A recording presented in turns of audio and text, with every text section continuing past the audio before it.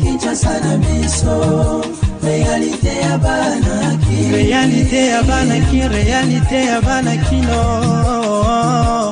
Sous le haut patronage du ministère des Postes, Télécommunications et Nouvelles Technologies de l'Information et de la Communication, Kinshasa abritera du 4 au 14 juillet la 40e session ordinaire du Conseil d'administration de l'Union panafricaine des Postes au Pullman Hotel de Kinshasa.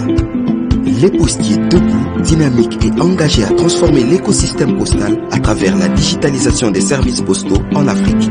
Plusieurs activités en présentiel ou en visioconférence sont également prévues, entre autres, du 4 au 6 juillet, réunion des commissions administratives et techniques. Le 7 juillet, forum des dirigeants postaux. Le 8 juillet, forum des régulateurs postaux. Le 11 juillet, atelier régional sur la stratégie postale africaine. Du 12 au 14 juillet, plénière du conseil d'administration. Bienvenue à Kinshasa. Pour plus d'infos et autres renseignements, visitez notre site web www.upap40kin.com.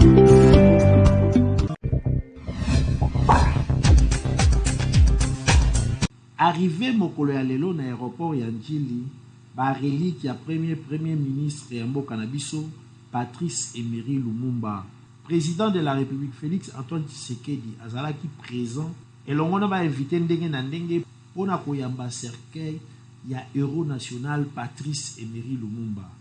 Et puis akendaki ko se recueillir quelques minutes devant cercueil na ye, directement cortège et direction à Palais du Peuple. Et Sikawapi deuil ezali organisé pendant ces 3 jours, héros national Patrice Emery Lumumba a cause ba hommage na ye digne de ce nom ya nation congolaise.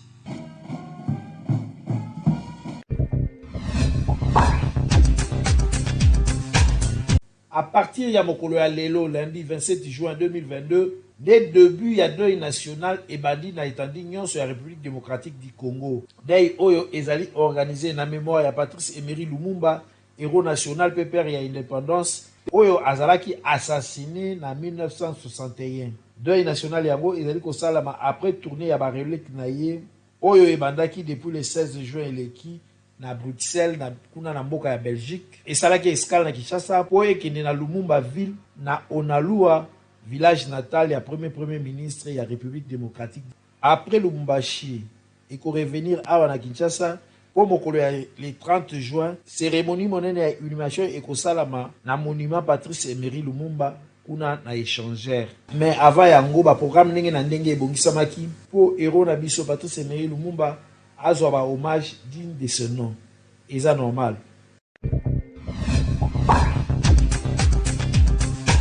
Na cadre ya opération Kin 0 EPAF, le vice-gouverneur ya ville ya Kinshasa Gérard Mulumba dit Jekoko akitaki lobi lundi na avenue Poids Lourd na commune ya Limete pona kolongola batu nyonso oyo ba occupa unilatéralement ba place publique na ba activité na bango sans qu'on respecte ba instruction ya ba autorité ya ville. Petit message pour ba Kinois et Kinois. Comme on avait promis depuis 2 semaines, batu nyonso bazaki mise en demeure. Batu bakosaka na l'état pour été. Na balabala l'état oye otie garage na yo. On va dire qu'on irait l'État zati. Sur demande, il y a son excellence, mais son excellence, le gouverneur de la ville, Jacqueline Bobila. Déjà, campagne de Banara de Fikala, campagne à Kinshasa 0 et pas. Mais tu vas te voir, il m'a dit que tu vas te construire la carte à bêtise là-bas. Il y a un lot, nous sommes sur le terrain pour la suivi. Habitants du quartier va exprimer satisfaction à Bango dans l'activité Oyo. Po bango pe bazalaki exposé na insécurité, surtout pour na mituka oyo ezali abandonné awa. En tout cas, bazui initiative moko ya malamu, place oyo tolembi bango to, place ko baki place moko lié moko ya mabe. Na bandumba na ba miyibi place oyo en tout cas écrire insécurité esika oyo ndenge moko ya ngasa kana na ngambo. Place oyo insécurité ezali makasi. Oni ka mituka telemi oyo. Babandi bazaba ta balakati awa, so moi si aleki bazui, asale ndenge balingi ba oyiba ba bijou, ba oyiba ba kabelo, ba mais mon conseiller c'est quoi qui compléter en tout cas le mot de l'année là quand on a le budget mon simplement quoi c'est qu'on a le l'idée donc voilà je propose ce sont bon à émi quartier bien pour ça quartier là donc il faut tiens un plus et pas Jacqueline Bobila elabeka sete abasusiaki ya polisi ebombaka mutuku ekoluka te to mutuku ekufu ekanywana dejour batopesa yango ntango ezoboma na ebele bepeye ya moyage bato ya makoka koleka te. Nyonso oyo esalami sous bénédiction ya titulaire na ye Gentini Ngobila Mbaka, gouverneur ya ville ya Kinshasa. Eza normal. Un message de soutien pour l'armée congolaise FARDC par le peuple rwandais. Je m'appelle Shadrach Uizeimana, je suis pasteur.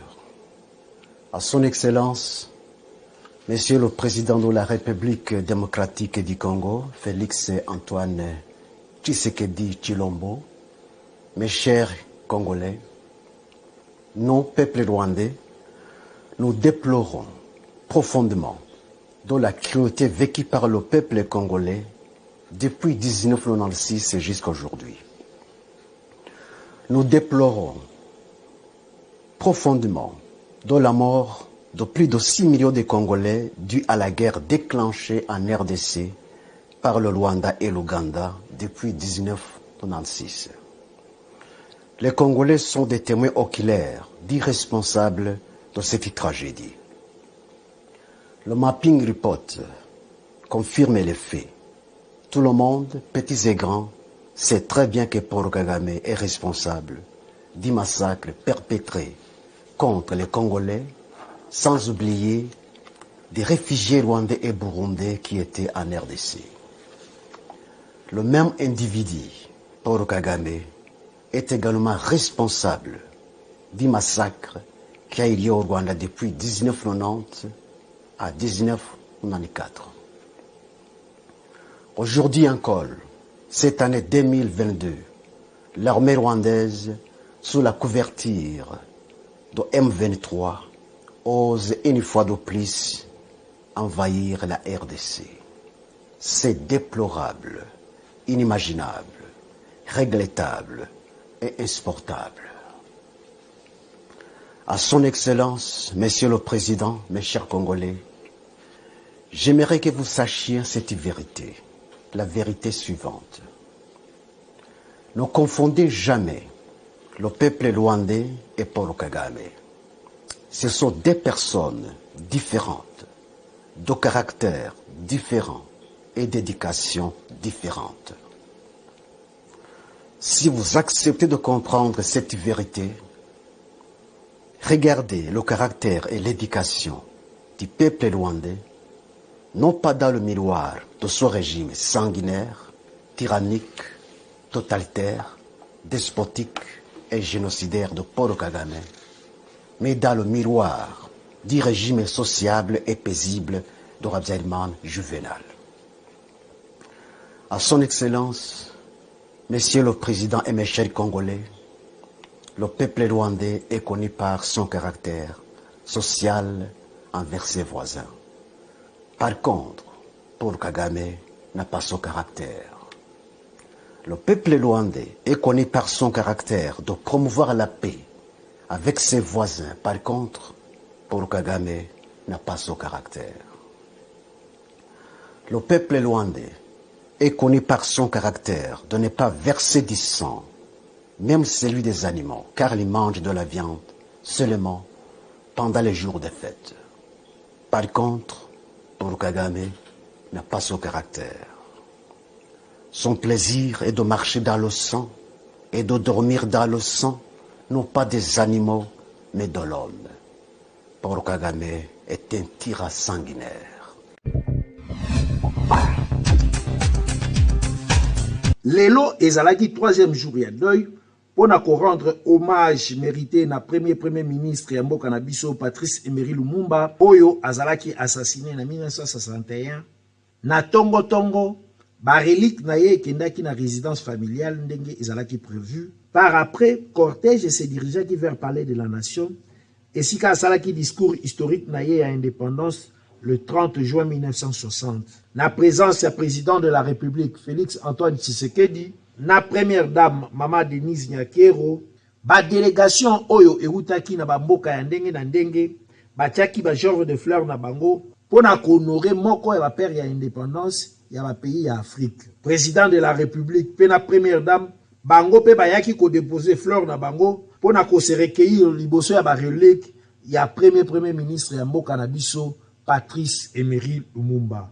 La même occasion ba projeta ki na kati ya salle o Patrice Emery Lumumba asalaki discours historique na ye jour ya indépendance na 1960 le 30 juin.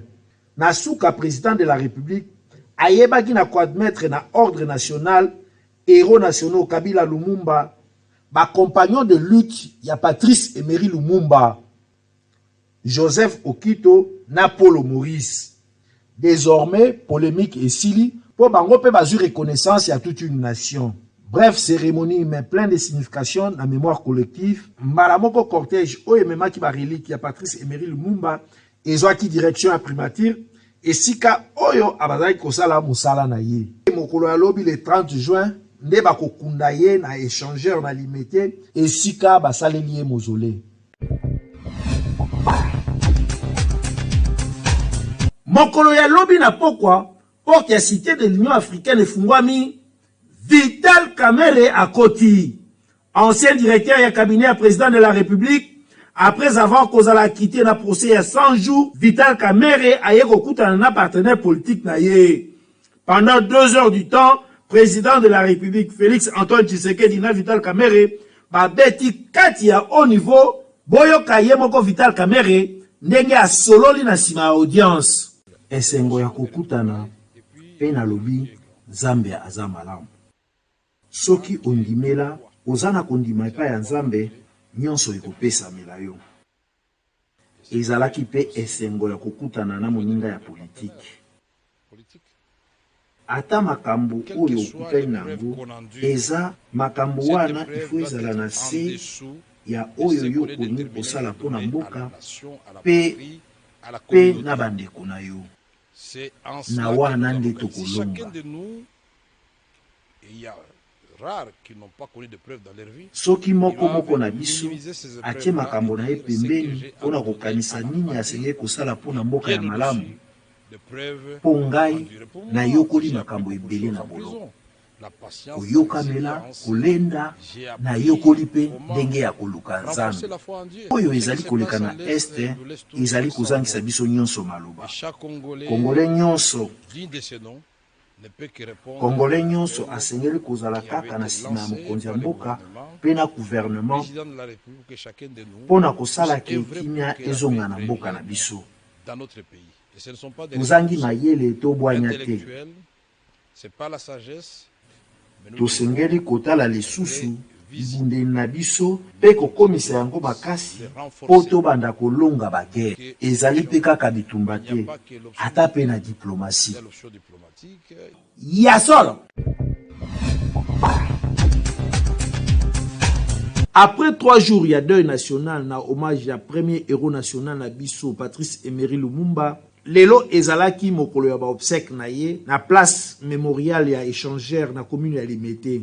Liboso ya deux chefs de l'État Félix Antoine Tshisekedi pe na homologue na ye Denis Sassou Nguesso oyo bayaki pona ko rendre hommage monene na Patrice Emery Lumumba oyo azali parmi ba père ya indépendance na Afrique. Na présence pe ya ba délégation ndenge na ndenge o ba wutaki ba mboka ebele, ba konzi ya mboka, population dans son ensemble, pe na famille na ye, nyonso ebandaki na culte écuménique ya bangomba ya losambo ya mboka na biso. Tango azwaki maloba, président de la République Félix Antoine Tshisekedi Tshilombo asengaki na ba Congolais nyonso bakota na école ya pardon, ya justice pe ya réconciliation moko véritable. Pona ye ba Congolais basengeli bakomisa esika oyo Lumumba azali kokundama, esika ya kokabola ba vertu ya komba oyo Lumumba amenaki pona mboka na biso. Deuil national oyo ezalaki na hommage ya Patrice Emery Lumumba, héros national, esili na ba obsèque na ye. Akundami ndenge balobaka na lopoto na intimité familiale. 30 juin 1960, 30 juin 2022, 62 ans mokoka depuis République démocratique du Congo ezwa indépendance na kolongwa na boumbu ya banoko. Kobanda na Kasavubu, Maréchal Mobutu, Musée Laurent Désiré Kabila, P. Joseph Kabila, na lelo oyo Félix Antoine Tshisekedi azali président de la République kitaki na terrain pona kopesa ba Congolais micro basalela biso bilan ya indépendance ya mboka na biso depuis 1960 kino lelo oyo tozali kozonga kaka sima kaka cause tozonga sima pona makambo ya ba politique lelo ba pays ya mike botala peuple na bango ndenge bazali ko vivre na koseko na ndenge bazali ko vivre biso bato aboma mboka oyo numéro 1 eza nanu ba professeur congolais batangi mingi bazotangisa bato na université kaka les mêmes professeurs wana bakozwa batie premier ministre akokoma na terrain abandi kosala akeli cause ya moyibi akei na ete oya likambo soni te akei cause ya moyibi tala lelo mboka na biso lelo ba mboka ya mike ba président bazokota bali ko s'organiser ba monaki Mobutu azalaki kosala akozwa ba français ayena bango tozana ba camp militaire ya ba camp formation on Nzambe asala naturel net bakitona azui ben secteur ba former ba militaire akazu ba marocain ba former akazu ba belge.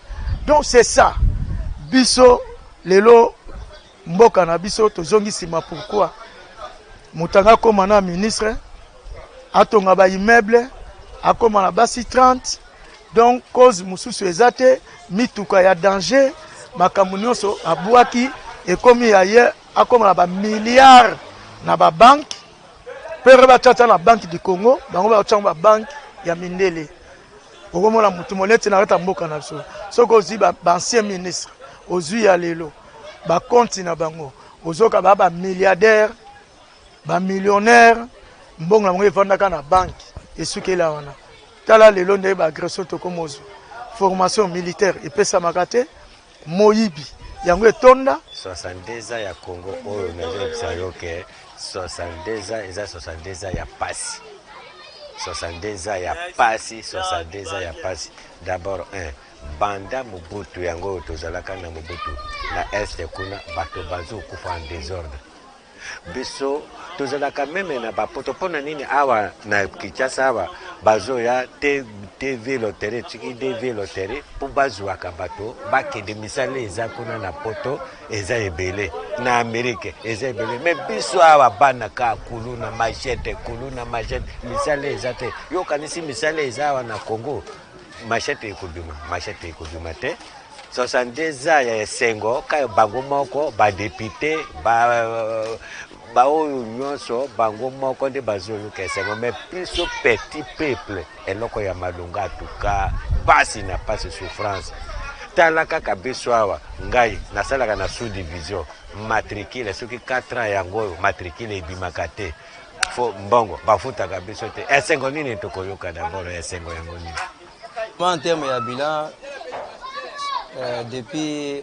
l'indépendance jusqu'à nos jours bilan est négatif bilan est tellement négatif les gens qui ont liboso pour régresser par rapport à mboka pour régresser par rapport à la gestion ba continue biso ba kamemboka nde bango bato bakoki kozala na souci que non mboka est avancé par rapport à ya indépendance na lelo oyo rien ne marche par rapport à ba domaine union surtout eloko moko ezo fonctionner te leke mboka ekendaka liboso mboka ezo ko régresser davantage ezo ko avancer te ezo ko régresser yango toko senga peut-être na bakonzi ba bakozala na souci ya peuple pe a se retrouver que mboka ba meka ko gérer onde malamu jesoka ya mboka ba gérer malamu exemple que muso azana boutique na bien mutazala mutuka esengaka progrès ezala po boutique wana ko avancer sur deuxième boutique troisième quatrième boutique mutuka pe ko koma pe mibale misato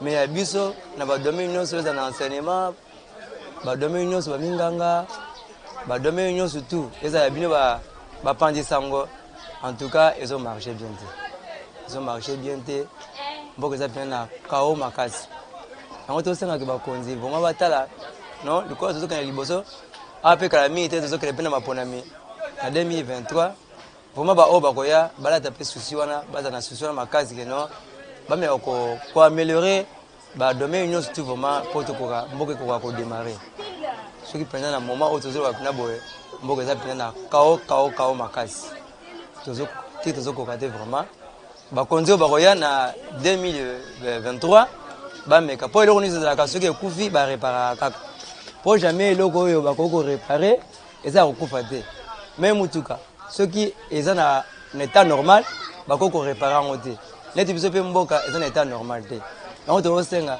banani ba ko ya pe bala te na souci ya mboka po ba meka ko réparer biso mboka par rapport ya bilan ndenge bozo tuna biso na par rapport à ba pays nyonso ya monde ndenge développement zoya soki to bandi kotala ba différents pays bazaka sima na biso République démocratique du Congo lelo bazui avance ya makasi na bamboka na bango koleka biso c'est que bilan na biso poto loba eza négativité nango eza sur le plan nyonso so talina na domaine ya transport mboka eza ya kokufa mutu na mutu azotia ba prix ya transport ndenga lingi mutu na mutu azosala makambo ndenge azosepela soki sur le plan santé même makambo ezosimba te sur le plan enseignement donc enseignement ebebi kurtu na ndenge moko bokoki koimagine te donc nyonso ya mboka na biso bilan eza vraiment mabe makasi ya solo mboka na biso ezongi simba mingi kobanda 1960 kino lelo yo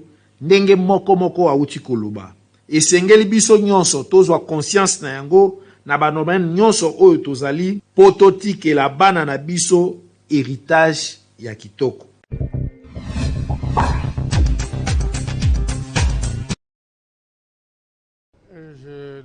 Liboso nazali kopesa merci oyo uti na motema sincèrement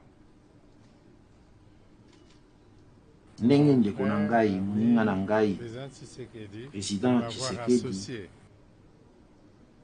ndenge abengi ngai na makambo oyo ya Patrice Emery Lumumba mokolo ya le 30 juin. Patrice Emery Lumumba, ce n'est pas une affaire ezali likambo ya Brazzaville to ya Kinshasa te. Lumumba akoma héros national kasi Lumumba mpona ngai azali héros national ya Afrique. Héros africain. Pour nous qui biso bato oyo tobundaka mpona Afrique etombwama panafricanisme, ce jour mokolo ya lelo ezali mokolo oyo kotikala na mitu ya bato mpe na histoire ekobosana makate.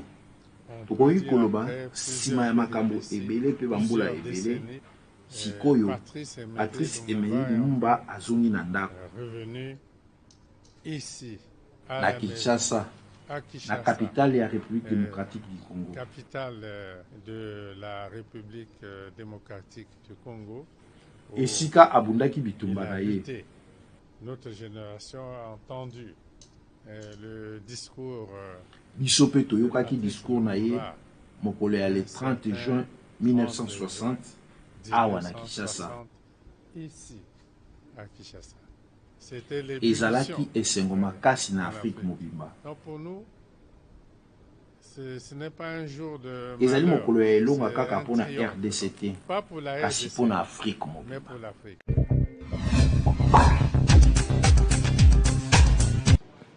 Beaucoup d'émotions et d'honneur.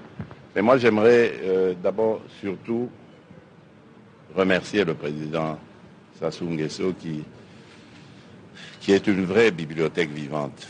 C'est vraiment des témoins de l'histoire africaine et je m'enrichis énormément lorsque j'ai des conversations avec lui.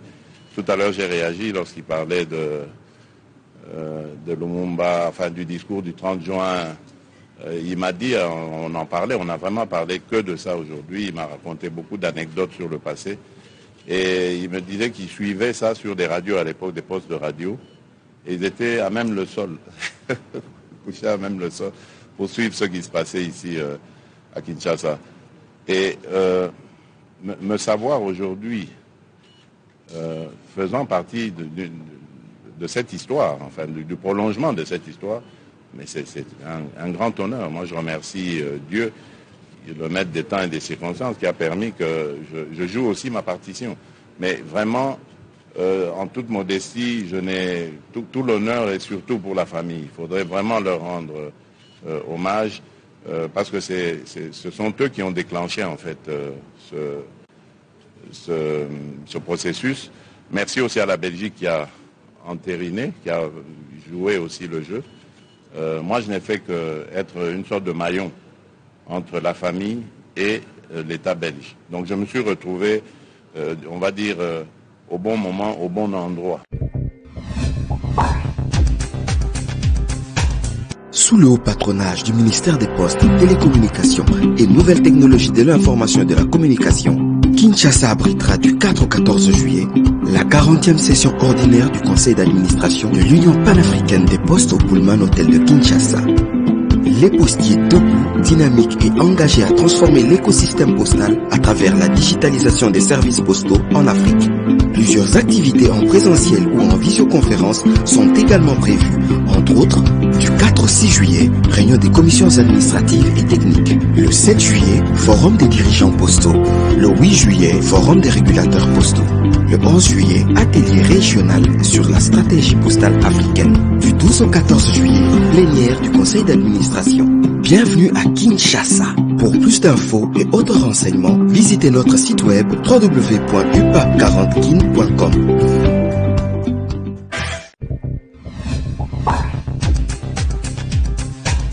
Liboso na voye bisayo eza en fait nature. Quand on dit nature, eza na ba bite belé tindaka mwasi abima libanda. Za ndako libala abimi libanda. Il se peut que na ndako libala kota zali. Mobala kipakaye dans tout. Même na mbeto na kolia tout. Il se peut que ye moko kota famille na ye. Eza héréditaire. Eza ya makila mama na salango papa na ye tout consort ye pa landi lokolo wana. Mais ba mususu eyaka que nanda kwa libala kota zali mobala maltraita kaye asala kaye tendresse te ayoka kaye te na mbetu habite na kende libanda peut-être na ko se retrouver. OK. Donc dans tout ça, pour résumer, c'est la nature. Mais ce que je peux demander aux femmes, il faut bazala vraiment na sens ya kotosaka libala na bango pe ya kosala bavanda ka na bota na bango. Bazala sérieuse et fidèle. Pour moi c'est ça non maman ndako. Moi, c'est à tricher mobile n'a été quel que soit. Moi, si nanou, ata mobile a zandumba ndengenini.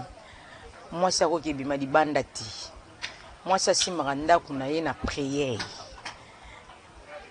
Basi ma mignane comme il a rabasi trop, basi wa mign ba enviera trop bas. Moi, ça zana ndaka libala masana ba camarade moi libanda oyo ba balati. Ba relation éthique la même na ba sim ba benga na ba téléphone na komi ko bima po ani ko envier pe bien nda kuna ya libala maison envier libala mususu ya camarade mayebi te ndenge na camarade wana na mbonga mobali wana ndenge ezaleli akomi ke comme si mobali na pesa que 2000 francs bande ko sepela na 2000 francs alinga pe 2000 francs wana mais komi na tamo boye akute na camarade akosi nonga ba pesa nga ba $20 ayepi na ndaka camarade envier ndako ba penser combien mabe akomo mona kaki anga ba opesa nga 2000 francs et $20 et komo pesa ba idea mabe pe akomo bima libanda donc wana ataka pinanda kuna ye koma pina bila keni mabe po mutasi makanda uza mama loko angande na zabu nana mobali nana ndako nako kiko bima libanda na trichele mobali na ngande ngal makasi nangeza ka lusambo na sambela nzamba batela mobali na nganzela zo kende do eza tellement mabe na baba so basala ngo so basala ngo batika eza mabe vraiment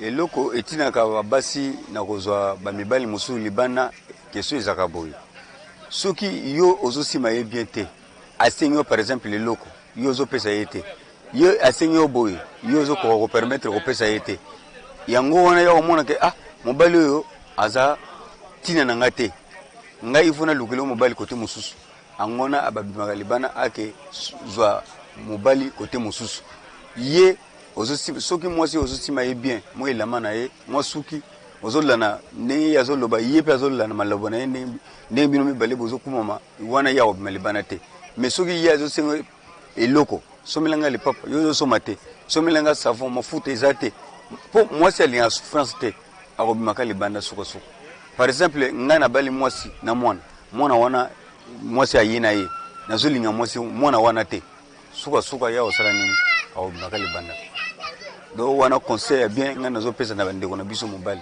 soki mwasi ozwi ye na mwana il faut osalisa mwana wana bango mibale na mama na ye osima bango bien aosala moye asala nini akima te mais soki yo otiki ye ozosundula mwana wana ozobokisa ye ya kozala na bolingo na yo te il faut soki asala nini abimaka libanda asengo mbongo suki boye yo ozopesa ye te kolia yo ozopesa ye te bon ya kosala nini babesoin yo iseka omonake mobali oyo aza na besoin na nga te suka il faut azwa mobali kote mosusu conséquence esalamaka eza ebele bon na place wana kote okei kuna bakoki koboma yo kote okoki kozwa maladi wana okoki koya kopesa yango mobali na yo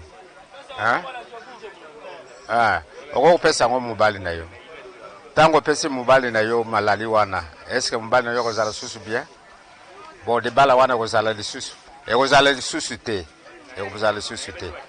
bon pana nini wana yo mwasi moto olukaki makambo wana nyonso bon ntango yo mobali mpe oluki makambo wana nyonso to libala ekozala lisusu te konsekansi wana ekoya wana ezali mabe problème ya malamu nalobi boye bato oyo basalaka malamu mabe wana batika yango eza na ntina moko te eza na ntina te ezali na makambo ebele tanto kufa tanto maladi tanto mabe misusu ekoya tanto libala ekufa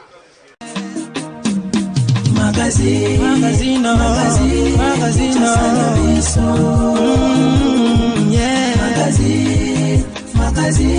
Kinshasa na biso réalité ya bana kino